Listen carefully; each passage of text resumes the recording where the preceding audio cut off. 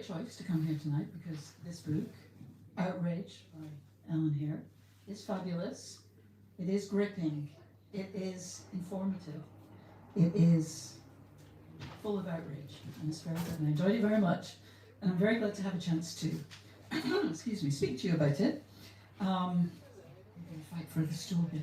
We need a little footrest. We did, but we've got it. Perfect. I am curious, kind of the origins of this book. What problem? You know, people say when you're thinking about writing a book, you should ask, what problem am I trying to help readers solve? So, what problem were you trying to solve, and who is it for? So, just to give you a little bit of background about me, I started campaigning in LGBTQ plus rights quite young. I came out at 14 and had, in some ways, a really kind of okay time. I had really great parental support. I had really kind of great support in general, and at the same time, I got death threats for being gay, and I had a really quite rough time in other ways. So, obviously, I've interviewed people who've had very violent and extreme responses to coming out. So I didn't have that, but I had this kind of really intense period of abuse essentially for being gay whilst I was still a child. And so and I had a really bad response from teachers and grown-ups in my life at that time. And I realised it wasn't that they were evil, it was that they were ignorant. And that ignorance was leading to harm being caused, not even just for me, but for other people. So I remember being in sixth form and having to help rewrite the policy that meant a gay teacher who was adopting a child with their partner had a job to come back to. And I was still at school advising on policy that it should have been a HR's responsibility because they didn't know. And it wasn't that they'd constructed it with this malicious intent, but they were perpetuating these systems. I graduated in lockdown. I sat my final exams for university in lockdown. My degree's in Latin and Ancient Greek. But all that time I was working kind of in campaigning on different issues and working with queer organisations, also working in kind of disability and I'm autistic and working in that area. I realised that there wasn't a book that I could give someone that was about what it was like to be an LGBTQ plus person, but wasn't just for the LGBTQ plus community and went beyond what we see quite often, which is like an explainer of what it means to be trans or what it means to be gay or a lesbian. And that's important, like that back to basics work is really important. And also, there's so much more to it than that. And actually, I wanted to write a book that also demonstrated that the issues that affect queer and trans people aren't issues that only affect us. And that was something that I wanted a really selfish person or someone who had no interest in ever being nice to an LGBTQ plus person would read it and think, oh shit, I've got to do something about that. So that was that. I mean, this isn't the book that I pitched either. Interestingly. Yeah, you mentioned that. So I was wondering if you were going to say what that book was. Yeah, so, I mean, this is also partly to do, I think, with the shifting attitudes towards LGBTQ plus books and publishing. I mean, publishing is a weird industry as a whole, but I felt very much like the book that I wanted to write, which was this quite quite angry book and quite forthright book and quite explicitly political book wouldn't get commissioned.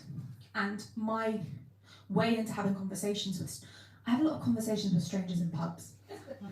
90% of the book, this research of this book happened with a stranger in a pub having a conversation where they got to get things wrong and be silly. But I would often use media as a way in to start that conversation because not everyone knows what it's like to be rejected by your parent, but they might have seen Glee. And it was my second ever concert, Glee Live. But I would use that as a way in. Or I'd be like, oh, perhaps you've watched Pose, or perhaps you know a celebrity, and I would use that. So I wanted to originally write about mainstream visibility not being the same thing as equality, and I think we've seen that really escalate. I think also people don't realise how long books take to write. So realistically, I've been sort of in the ideation phase of this was ideation and proposal writing and getting agented was 3 years, and then 2 years of writing on top of a full-time job.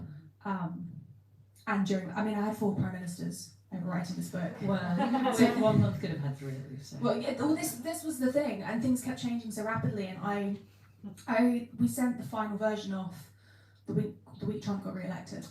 So it's been a real change. And in some ways, it was Jodie, my editor, who said, "I want you to write this really political book. Keep the structure. You know, don't change what you're writing per se, but we'll change the framing." And that's what we did. I have to say I was really struck as I was reading by how contemporary it is. Like, you are reflecting to, you know, I felt, especially I was reading it the first week of the Trump administration, I'm thinking, wow, are you, like, is there some magic going on here, some trickery? Autistic pattern recognition. There we go. All right. You have a section at the end of every chapter of the book that's called, and what you can do about it.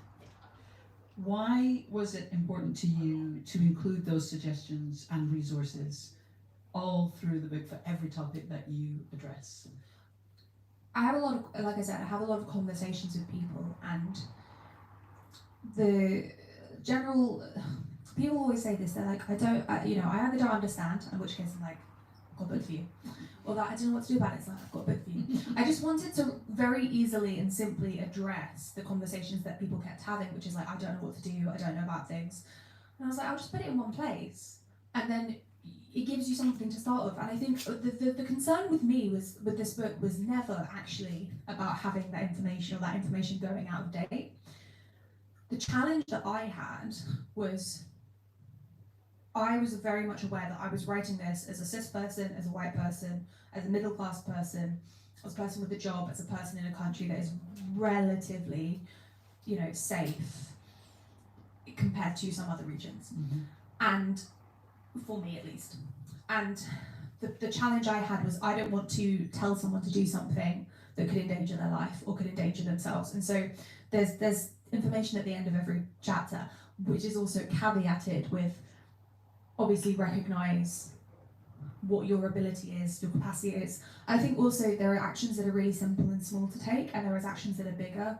I am a disabled person, I'm surrounded by disabled people. The capacity of my friends to go to necessarily like a large protest isn't always there because they're not always accessible. But they might be able to amplify online, they might be able to write to their MP. Everyone has something they can do, and I think I really wanted to get a sense also of the breadth of what it could look like to make change. And, you know, a lot of it, and this didn't come up so much in the book, and I kind of not regret not including it so much, but the kind of, as things have escalated, even in the past few months in which things have, as politics, remember when times were precedented? Yeah, no. Because I really don't. But I think, you know, even simple things like sending, there's a joke that like, all queer people are sending each other the same tenner, just around the friendship groups. But I think even things like getting people to donate money on a mutual aid basis or mutual aid resources. But I also didn't want to write a book that used political language in a weird way. This isn't a book necessarily, I always said this, that I thought I might get cancelled with this book by queer people who wanted me to be more radical than I was. And not that I think it's an unradical book, but I don't need to radicalise people who are already doing the work. There's a lot of people, and I would argue the vast majority of people, who are doing nothing or who are at risk of being shifted to the right. And that's becoming an increasingly convincing argument for people. I wanted to grab people and push them over. Not to say that there's not work to be done kind of on the left and the further left, but there's a lot of people in the middle who have questions and concerns and things they don't understand, and so that's where I came from. And again, a lot of that was chats in pubs with people or talking to people. I live in Margate, I know every dog in Margate. I came here tonight for the dog who isn't here, but I'll come tomorrow. And it, you know, I had someone come up to me in the pub the other day, weirdly enough because we got chatting over someone else's dog and we came and petted. Lesbians from Manchester had a dog and we befriended them. But this guy was, you know, he was probably in his late 60s, he'd grown up in Ireland, he'd come over and was working as a builder. And he went, I had this experience in a gay bar where I'd gone to be with mates, and I was supporting a mate who was there, and I was, you know, I wasn't trying to take up space, but I got sexually harassed in that space. And it wasn't because, I didn't feel bad about it because I was gay. I felt because it was a gay interaction, it felt bad because it wasn't consensual. And he was really worried that he'd done, it was really interesting for like a bloke in his 60s, that proper kind of in his builder's clothes, to come up to me in a pub and say, actually, I want you to know I'm not homophobic, but I just want to know that how do I navigate this, because no one's ever taught me. Yeah. And I think that was a lot of my what I wanted to do was create spaces for people to be wrong, and to be wrong without the fear of cancellation, and also to kind of create a book that if you were a queer and trans person who's just like exhausted by explaining the same shit to people all the time, you could just give it to someone, and you can read a chapter of this book. Say you're a teacher, you could read none of the book and just read the education chapter and be done with it. And that was really what I wanted. I wanted the book to do a lot.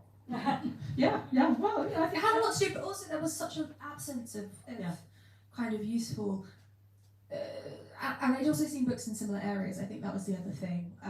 The most obvious being Why I'm Not Talking to White People About Race, which is kind of the first mainstream book that was about a topic but not for the people who the book was written about. And then the other one was Aubrey Gordon, who runs a podcast called The Maintenance Phase, which I'm really into. She wrote a book called What We Don't Talk About When We Talk About Fat, and that was again a really kind of political book that talks about health inequality, that talks about education, that talks about like systemic problems through the lens of individual experiences, and it's really human and it's really readable, and it gets people to empathise.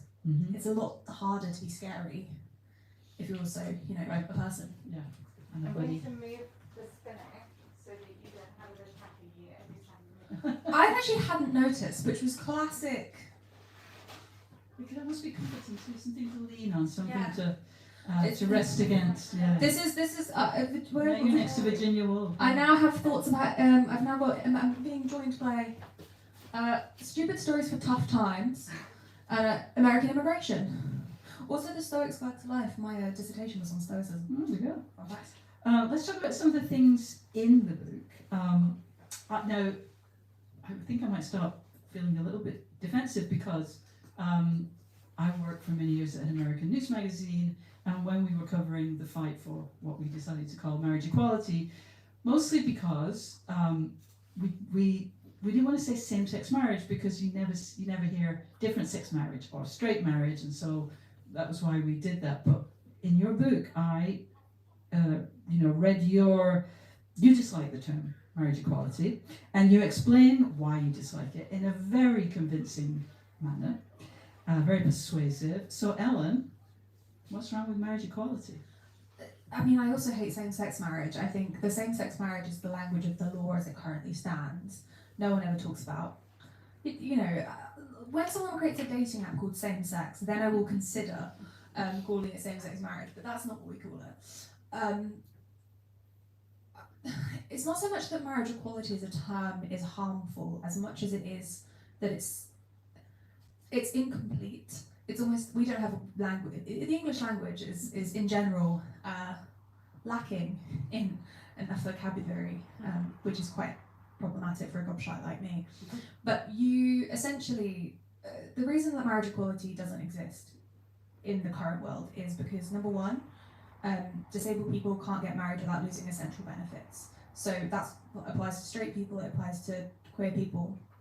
In this current system, if you cohabit or marry your partner as a disabled person, you can have your benefits taken away from you, and that can leave you in poverty and or dying. So I have many, many friends who are not able to marry because of the lack of marriage equality. The second reason is because under the system that is currently in place, trans people are often not able to get married as their gender because of regressive. Essentially, marriage is based on birth certificates, not on people's passports or, current documentation. So even a trans person who's got a passport that accurately reflects their day-to-day lived experience can't get married as that.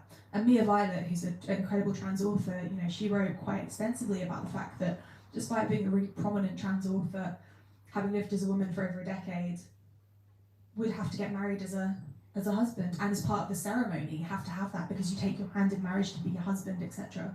So it's a really kind of insurmountable area. Add into the mix there's no non-binary recognition, and also I don't think that and then I discovered that a same-sex affair didn't exist under the law. So lesbians, queer women. As kind of whatever you would call that, as a reason for divorce. So up until no fault divorces were introduced in the UK, which basically means now when a marriage ends, it's no one's fault per se. It's no you fault don't have to divorce. prove. You don't have to prove that something went drastically wrong. Like if a relationship tapers off and you're done, you're done. It's enough. Good law. Up until that point, if you were someone, even if you were a lesbian person, like say I was a lesbian and I had a wife, I can wish, and my wife had an affair with another woman, they counted an affair as being a penis and a vagina. And so legally, I would have no grounds to divorce that person on the basis of adultery under the law. It also applied, say for example, if you were a straight person in a straight relationship and your partner had a same-sex affair. I don't know what you call that, but like it was fully determining relationships and adultery by mechanics, and that was bizarre. But I don't think you can call it same-sex. I don't think you call it marriage equality when significant parts of the community aren't able to marry. It was interesting about this point because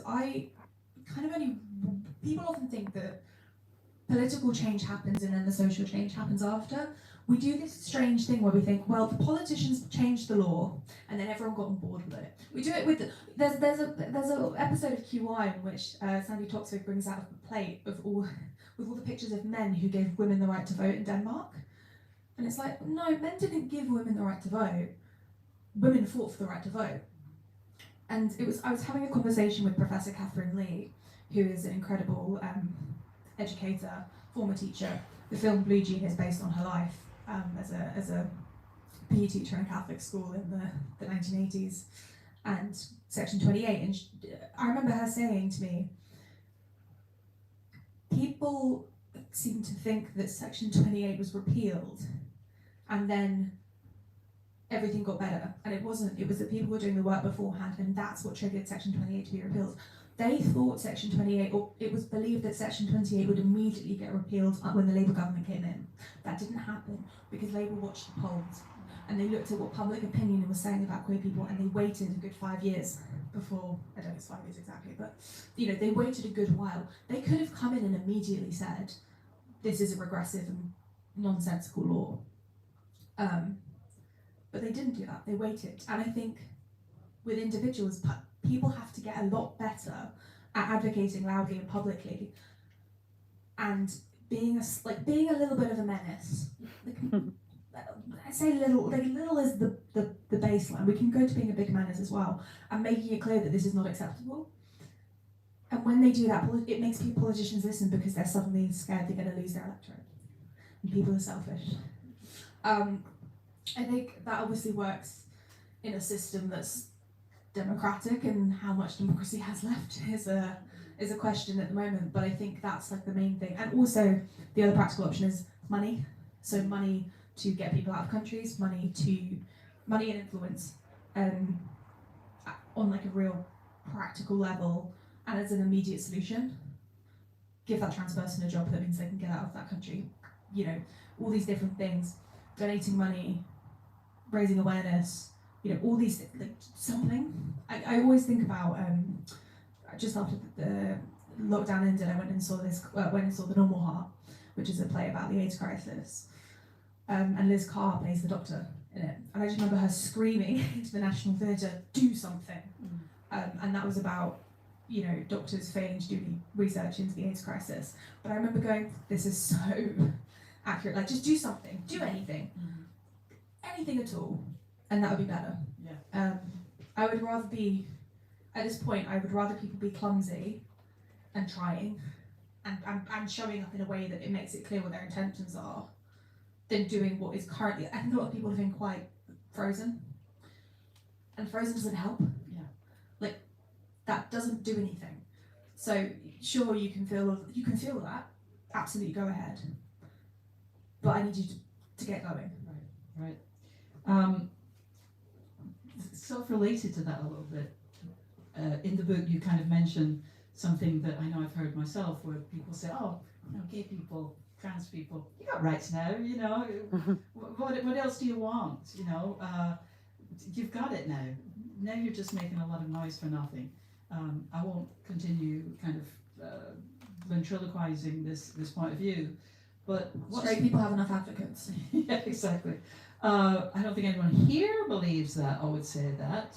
I'm fairly certain of that. But what do you say when you hear that nonsense? I think like two things can be true, which is like such incredible work has been done to advance LGBTQ plus rights over the last, say, 50 years. On a zoomed out level, things have improved significantly. And in the last 10 years, maybe 15 years, things have got significantly worse. And partly that's also because data is being collected now and it wasn't previously. Right. But, you know, we can't get complacent. The thing that I always say to people, and this is like a kind of not kind of a dark thing, but you know, there was no better place to be queer than Weimar Germany, and that is, you know, there were more gay bars in the early 1930s in Berlin than there are currently in the whole of the United States. We have this idea that progress and visibility and the ability to exist freely is on an upward trajectory, and it just isn't. And one of the first things that Hitler did when he got in was, within 3 months, decimated 20,000 documents at the largest the only transit-led institution providing medical care, and burned 20,000 documents. Almost like a certain government this week removing all the medical information and other like mentions of trans and queer people from government websites. And even down to, they now got a list of banned words that the CDC are not allowing, which includes things like biologically female or pregnant person, that they're now, all research studies with that language tagged in it is having to be removed from databases, which is really quite terrifying. But I think weirdly, since all that stuff's kicked off, people have stopped saying this shit to me. No one's been saying it for the last like 3 months. Mm-hmm. Whereas previously they kept saying it all the time, and I think that's sometimes I think humans are inherently, well, most people are inherently optimistic. It's getting harder, but but you know, people want to find the benefits, and I think, I mean, this is the thing, right? Like, there's lots of social movements this could apply to. You know, we only got our first disability protections in the UK in 1995, and they only really came into force in like 2003 in any meaningful way. So, in some ways, we made great progress in disability rights, and also, it's a shit show, and we're being investigated by the UN for human rights abuses. So, I think like two things can be true. Work has been done, but there's also lots more to do. I mean, Sue Sanders, who founded LGBT History Month. I remember I first met her when I was about 16, and she just always used to say, lots done, lots more to do.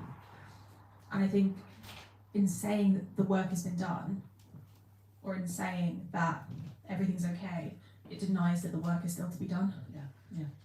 Listen to other people's experience. Right. That's why it irks me. It's saying this thing that you're saying is really hurting you, I don't see. Yeah. I don't think believe exists. you. Yeah, it's a gaslighting, and I think my experience of being a queer teenager was basically of being Cassandra, and going, lads, fascism, and now people actually believe me. It's been really strange the last 3 months, because I've been saying this is going to happen for years, and it is correct. Yeah.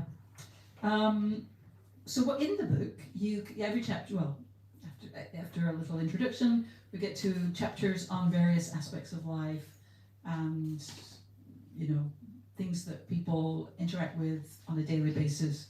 One of the chapters is about education, and I was really struck by how, education is clearly important for many reasons, but one is that it's kind of a compulsory setting. We are obliged to go and be in that place however many weeks a year, 39 I think, between certain ages. Obviously here in Scotland we have our own system, but generally speaking, what's up with schools post clause 28, section 28? What needs to change? What's still wrong? I mean, this would have been a very different conversation even 2 years ago or 3 years ago, because Since then, the government has introduced guidance and kind of rules and guidance on how to talk about trans people and gender and sexuality that wasn't in place, and that has the guidance that's been introduced, as well as being like profoundly anti-trans, is just confusing for teachers, because you've got this situation where, because of mainstream visibility and because of greater awareness, kids are identifying as queer and trans with more, like, younger and more openly, and also they're not allowed to mention gender identity. So I had a conversation with a parent recently who, you know, their child is 5 and their child has kind of said, you know, I'm not a girl or a boy, and you know, didn't use the language of non-binary, but it's kind of what they're talking about. And they had a lesson at school where they were taught that boys have penises and girls have vaginas, and the parent was like, so this kid's non-binary, and they're like, yeah, well, we're going to have a special conversation about that because that's not allowed to be discussed. We can't talk about it because of government guidelines. And sometimes it's implementation, but it's become really apparent that it's really the worst part about that, and there was a whole thing that I cut from the book just because I like a deep dive. I love a deep dive. But Rishi Sunak came up with this kind of gender guidance for schools and how to talk about it, but it was based entirely on one report by a right-wing think tank called the Centre for Policy Research, or Centre for Policy Exchange. And that was one of the most terrifying documents I've ever read, which basically said the existence of trans kids in schools is evidence of safeguarding failures. That's after that report the report basically says you have to forcibly out trans and queer kids, or trans kids specifically, to their parents. You need to, the guidance from the report also said you should start teaching gender critical views in schools, as a viewpoint you might have that exists in the world. Genuinely, it was point 13 on the list, and this was a cross-party thing, and all of that stuff that came after came from this one report, and it's like, I think we could do better than running a system based on like a right-wing think tank. Yeah. But Yeah. it's weird because teachers in general, my mum's, so this is the hard thing about writing the education chapter is my mum teaches at my old school, as does now my brother. Wow. And my mum was there when I was there. So the people who did some horrific things to me for being queer are her colleagues. And she's, you know, a lot of the teachers are really struggling at the moment because, and in general, I know this across the board, how do you have a conversation about equality and the importance of compassion, respect, you know, all these things that you're taught at school when Trump's back in the White House, or when governments are allowing like horrendous crimes to be happening, and children are good at this stuff. They know if they're being lied to. I think the idea of schools as an apolitical place is kind of fallen, and children are much better advocating now. I mean, they've got access to greater information than just what's in their immediate vicinity. I think the problem is that a lot of things are done to protect children that actually put them in harm's way. And I've always said this about PSHE, which is what a lot of LGBT things get siphoned into. You can't control what happens behind closed doors in a home, but you can make sure that families have appropriate education, or that children have appropriate education about a topic. You can't control what a parent chooses to do. And although there are now rules that say parents can pull children out of lessons for certain PSHE, you can't pull them out of maths. You can't pull them out of computing and a lesson on Alan Turing. And that was always my thing, is if you can integrate it as part of the education, you can get around that, but you shouldn't have to get around that, which is annoying. Yeah. Especially like queer and trans people gave everyone loads of really cool things. Like, you wanna use your phone? That microchip. Trans women did that. We are going to have some time for questions, but I will ask a couple more questions, and then I'll ask you people here. So I wrote a book about queer women's spaces, so I was pleased to see your chapter on safe spaces. As you say, bars are still kind of the default space that people tend to go to. They realise they're queer, so you go to a bar. Like somehow it's built into our, like something happens. It's like a transformational thing that happens. We just go to a bar. But as you point out, there are many things about bars that mean this is not necessarily like the best place to find community, to find whatever it is you're looking for. So why not? And what other spaces do you recommend that people gather? I mean, it was always really. So I'm not a part. Well, I was gonna say I'm not a party gay. I was doing a talk the other day with Lucy Webster, who's a disability journalist and set up an org for queer disabled people, and I was like, I realised that day I'd been invited on one hand to an orgy and on the other hand to host a book talk, and I was like, this is queer social life right here. That you get these very extremes, and actually there's very few places for queer people to just exist. Imagine to be a person. And you know, I'm actually 6 ferrets in a trench coat. Everything has to be kind of curated, and actually the spaces that I'm increasingly seeing, this is also to do with also how I think lockdown and changed the way space is used. Like workspaces are now increasingly also social spaces, and co-working's become a thing. Yeah. A change of what we think of as third spaces. Yeah, third spaces have changed, but also everything's a bit loosey-goosey. So, and also a lot of people just stay in all the time too. yeah, that's the other thing, and that's the challenge. I think for me, what I like seeing is, you know, I did my event at Goldie Saloon, and firstly, the reason we had it there is, one, they gave me the venue for free, which when other queer spaces wanted $3,000, and I'm a new author and also 26, I don't have $3,000. If I did, I'd buy a car. But also it was wheelchair accessible with an accessible toilet, and that meant that my friends could attend. Had a full sober menu, so the sober menu is actually longer than the alcohol menu. There's plug sockets and Wi-Fi. I know these things sound revelatory. I also think that the bar is so low for what we've come to expect from queer spaces. I mean, I grew up in a town where for a good night out I went and had a big walk around Big Sainsbury's. You know, I'm not from a city. I'm from a small conservative town in Hertfordshire, and that was my life. They didn't keep the street lights on past 8. So also we used to have clandestine meetings in a Cafe Nero, and that was my queer community for many, many years. There's a reason I dated a girl I met on Tumblr for 3 years who lived in Reading, and I commuted 100 miles. And it was like in hindsight that was bizarre to do that at 14 and 15, but I had to do it because that's where the space was. I now live in Margate, which is Margate is not a queer utopia, but it has queer utopia vibes. It's like queer proto-utopia. Adjacent. Yeah, adjacent. And that's a really strange space because we've got 2 kind of really prominent queer venues. One's called Camp and one's called Margate Arts Club. And Camp is a bar, again with loads of sober options, but also you might find a craft market. You might find a film screening. You might find a parents' meetup. And I think that's kind of what people are realising is you need more places than just to like listen to music and fuck. And but historically, that's what people needed because those spaces didn't exist elsewhere, and it was illegal. And I think that's the challenge: is how do we ensure spaces can continue to exist in increasing times of like financial crisis, when queer people and trans people are especially like under resourced.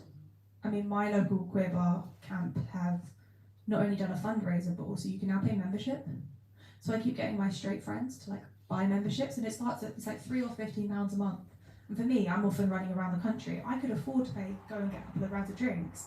I can't if I'm not there. And it's actually meant that I can go and give money to a space that I really value. And that's a kind of really clever way of doing it. I'm now like, you want me to enjoy living here, mother? For the cost of a coster. Queer space. But yeah, there's lots of issues.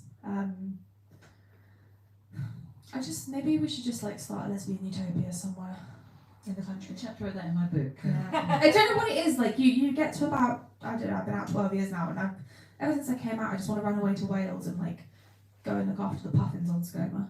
That's all I want. I think puffins have always seemed very gay to me. They've got a rainbow so on their mouths. Come on. You know, they were considered absolutely like incapable for years. That's like the science thought that puffins were fools. Like, fun fact. I like ornithology. Well, I promise I will ask you to ask questions. But so your book does deal with some heavy topics, like it's queer life, as you say. There's lots of queer joy. There's also a lot of outrage. It's right there on the cover.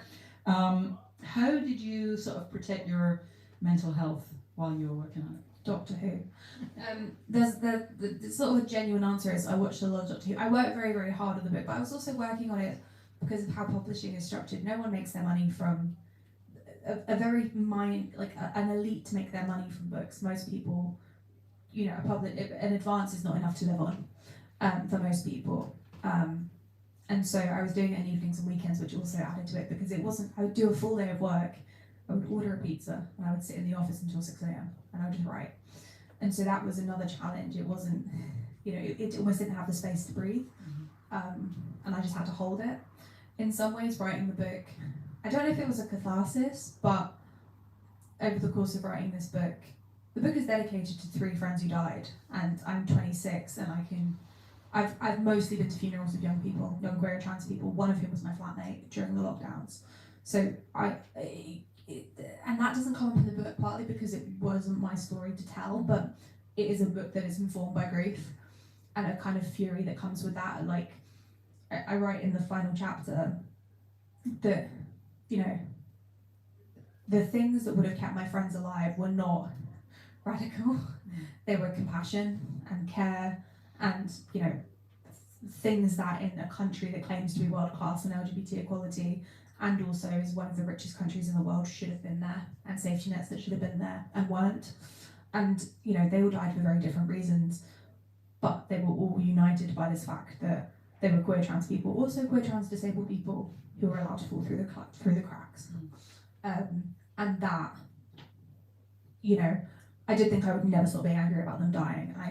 It's weird because I didn't realise that the book was quite so fueled by that until people started asking me about it. But it's also something that, like, I think I was writing I wrote a chapter in the book where I sat having an ice cream with a mate and I just recorded recorded the chat, and we just like, we'd probably all be healthier if everyone stopped dying. I said at my book launch, I was like, people had come, and I was like, so half of you I've met in the club, half of you I've met through the internet, half of you I've met through work, and half of you I've met at funerals. And there's, there's a crassness to that, but there's also a truth. Like, that's just the reality. So the answer to that is, how do I safeguard my mental health? Well, I kind of wish that I didn't have to. The writing about people's stories wasn't the hard part. It was the fact that it was my life. And it also, I think, something to say about the kind of people in the book is there are people in the book who are named and who are kind of, identified in the book because they were happy for that. But there are also people in the book who are very notable names that you would know, and it doesn't matter how famous you get or how rich you get or how prominent you get. It doesn't stop you getting discriminated against in healthcare. It doesn't stop you being not able to marry your partner.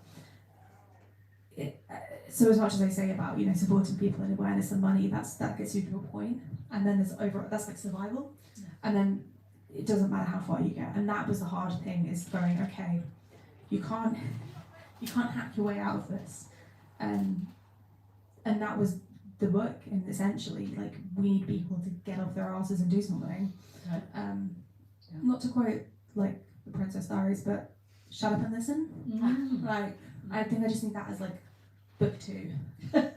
Myra, are there any questions from the internet? There are. There's a couple. Just so that people know, I'm going to repeat them for the video. There we go. So these ones will be fine, but anyone in the room, if you repeat theirs. So the first one is from Shane, who says, "Hi, this was great. I'm curious about the things to do next. How did you assemble those, and was there anything that surprised you that got suggested, or that you were nervous to include?" Great question. So a lot of the things there are a range of people interviewed in the book, some of whom are, I would just say, like, general people, just queer and trans people living their lives. Some people are kind of community organisers and people with expertise, I would say, in this kind of thing. and some was also, so a lot of it was kind of, it was taken sometimes directly from interviews and reworded for kind of a more, for ease of understanding. I think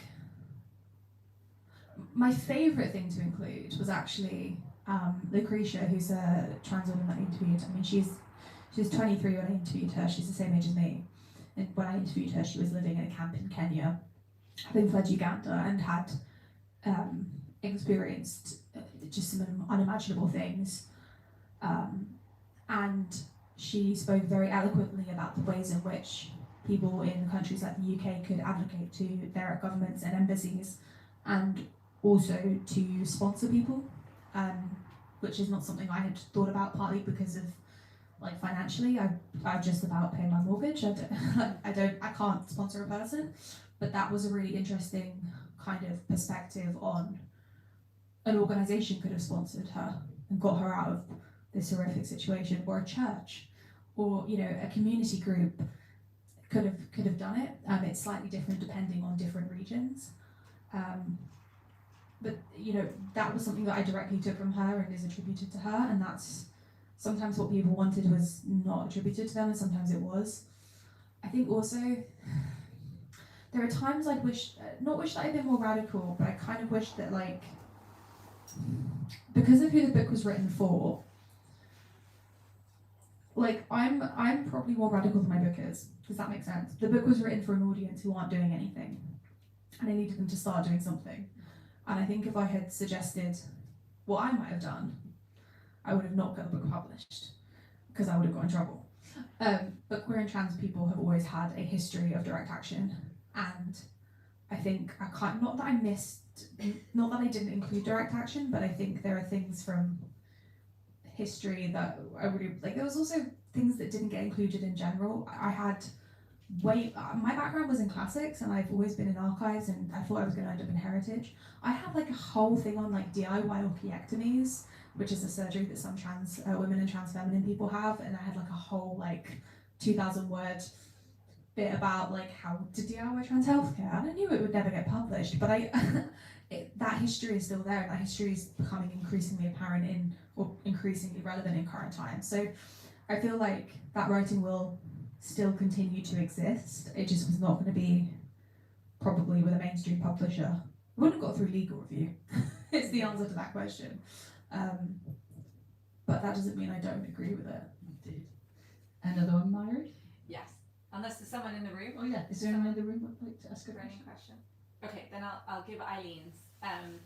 For those working at the intersection of disability and queer liberation, any advice on how to bring people together across those communities to campaign together? Oh my God, these questions are amazing. You get bonus points for asking that question. I think there's sort of a really obvious,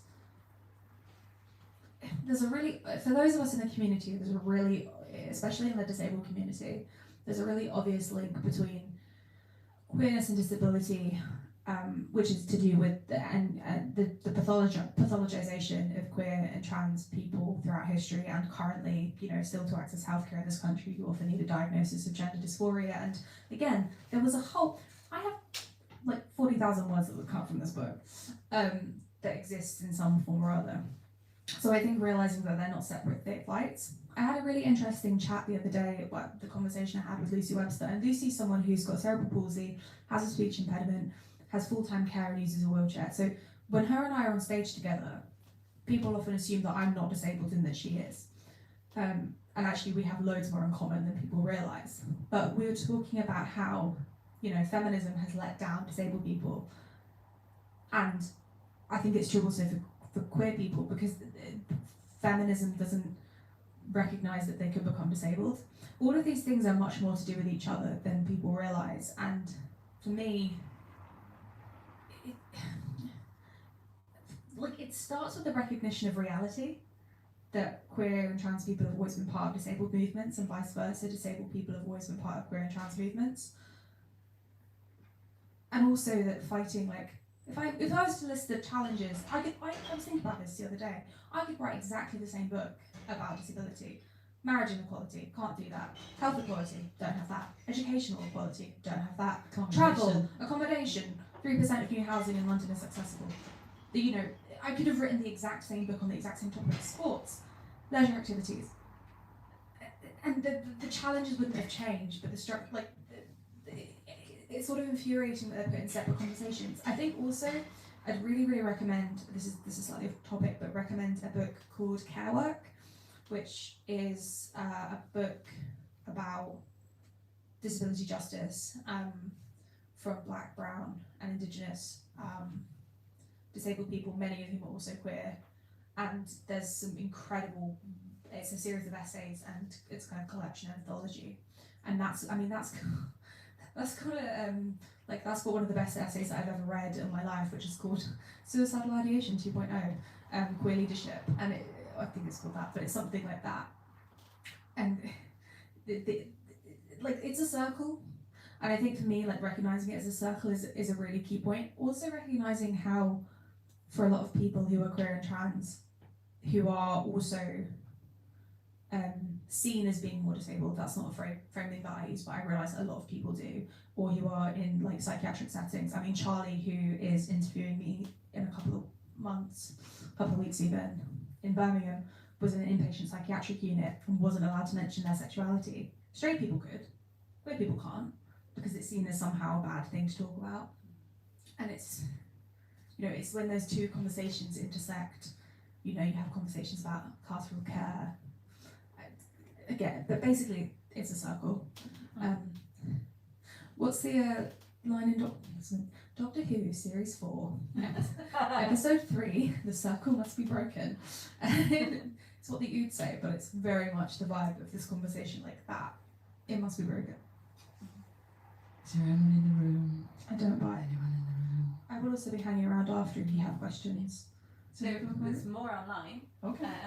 If you guys are being shy, but yes, there will be like wine and a chance to ask if you're too shy to ask in front of people. So this one's from Jolie. A question for both of you, maybe.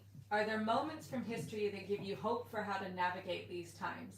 I need hope we've done it before and we can do it again.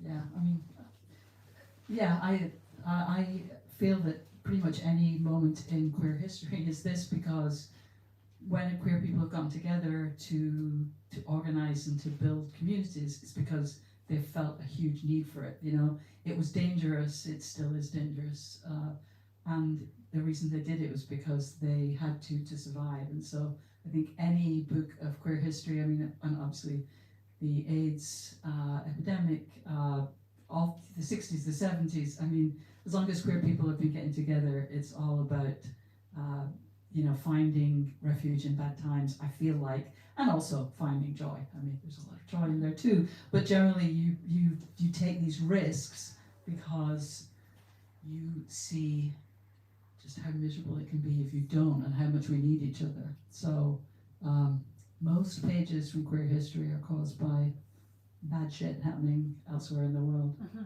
Yeah, I think all of that, and also one of the things that gives me hope is not, well, I was going to say it's not really a queer thing. There's a documentary called Crip Camp, which is about disability rights in the US and the kind of creation of that. And I will cry if I talk about this, so it happens every time. They're actually turning it into they're currently casting for a film to be made about the people involved in that. They're casting and filming it in Toronto. A feature film? Yeah. And it's incredible.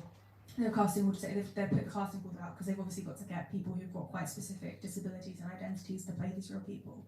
They're making a real effort on it. But there's a moment in it, which is a 504 sit-in, where this politician dickhead was not paying attention to disabled people.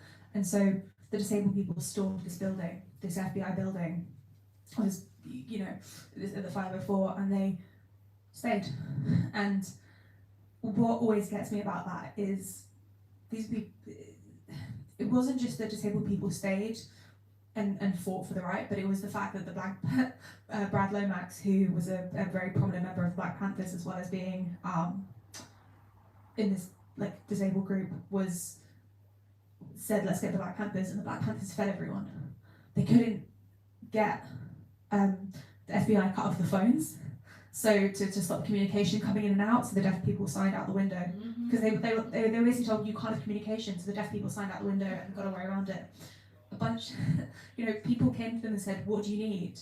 And they were like, "We're really dirty. We can't wash. We often have PAs who support us, and we need." And so a bunch of dykes went and got some shampoo and came from a dyke bar and washed people. They built a refrigerator out of a cardboard box and a battery, And I think that for me is like, it's not interested in some ways in queer history that's only queer history. I'm interested in how movements show up for each other. And there's a point in the documentary where, one of them's explaining, why are you showing up for us? You're the Black Panthers. You've not got any money. And they go, well, you're people who are trying to do good, and that's what we're about. Like, in some ways, one of the things that frustrates me is, when people want to know, well, why should I care about these people? I don't have to like you to think that you deserve human rights. I don't have to know you to try and support you. If I have something, I'll do it. I realised the other day in the gym, because I'm secretly hench, that I came up with I've worked out a way to mansplain mutual aid, which is if you're in the gym and someone's bench pressing and they're struggling and they're going to drop the weight on their face, you help.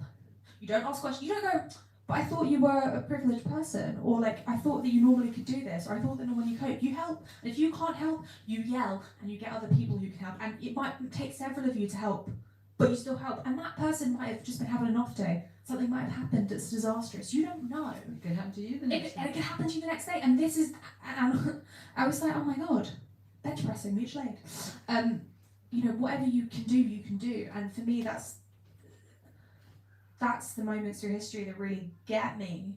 I've also met quite a lot of the people who were the real life people who were in Pride, based on from the Welsh, because my family is Welsh as well, so I'm a Jones and Williams, who were involved in that. And again, those were two communities that had nothing on the surface to do with one another. Queer people and minors. And that was also, it was minors across the country. I have a high, what do you call it, Venn diagram between those communities myself. So. Yeah. Well, as they say, as Nina Simone said in Mississippi Goddamn, you don't have to live next to me. You have to give me my equality. So yeah. Feeling that. Just being a human. Yes, we are actually at time. Excellent. And that means it's time for us to go and celebrate Ellen. Maybe have some wine, buy a book. Give me recommendations for tomorrow in Edinburgh, because I've only been there once. Maybe it won't rain. Maybe it won't. I live on the North Sea. Yeah, it will rain. That's not a question. But thank you so much for coming out. So nice to see your faces out here, and to all the folks watching on the televisions of your computers, as I usually am. Thank you so much, and thank you to Lighthouse. Thank you. You're welcome. Actually, my first bookshop